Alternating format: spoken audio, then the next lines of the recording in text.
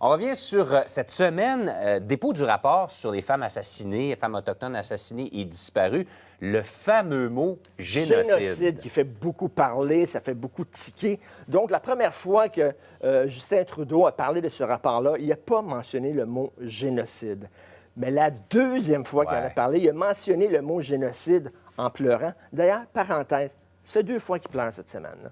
Il a pleuré aux cérémonies là, de D-Day, du débarquement. Il a pleuré avec la commission.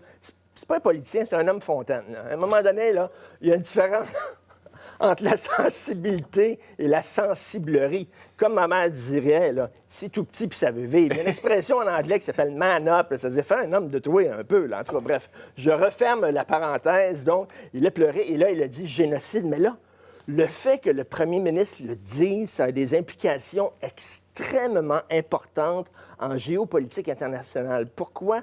Parce que les pays, selon les conventions internationales, sont obligés d'intervenir lorsqu'il y a un génocide sur leur territoire. C'est une obligation. Okay. Et si le Canada n'a rien fait pour stopper ce génocide-là et pour traîner ses auteurs en justice, il peut avoir un procès. D'ailleurs, on peut se retrouver sur le banc des accusés.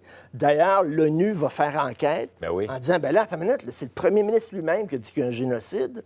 Donc, là, qu'est-ce qu'ils ont fait, le Canada, pour arrêter le génocide? Et si on n'a rien fait, rappelez-vous, en 1994, lors du génocide au Rwanda, Bill Clinton ne prononçait pas le mot génocide. Pourquoi? Parce que selon les ententes internationales, si tu reconnais qu'il y a un génocide quelque part, tu es obligé d'intervenir militairement. OK. Tu es obligé d'y aller. Et Clinton ne voulait pas envoyer l'armée au Rwanda, donc il n'a jamais prononcé le mot génocide. Donc, c'est pas innocent. Et en même temps, comment on va pouvoir, après ça, faire la leçon aux autres pays? Parce que là, Justin Trudeau, il a fait la leçon en Arabie Saoudite, là, puis tout ça. Mais là, ils m'ont dit, « Hey, toi, là, tu as eu un génocide dans ton pays, un génocide. Vous avez voulu tuer un peuple au complet dans ton pays. De quel droit tu me fais la leçon à moi? » On perd toute autorité morale. Donc, il y a un problème. En même temps, il a dit le mot génocide en citant le rapport. Là, on ne sait pas, est-ce qu'il s'est contenté de citer le rapport ou il a pris pour lui de dire que c'est un génocide?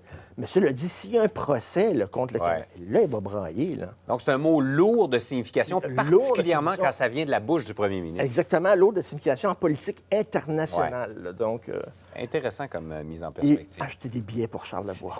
Incroyable. Ah, tu nous as donné le goût, là, vraiment. Ouais. Je t'aime comme un fou, même si tu t'en fous. Ah, moi aussi.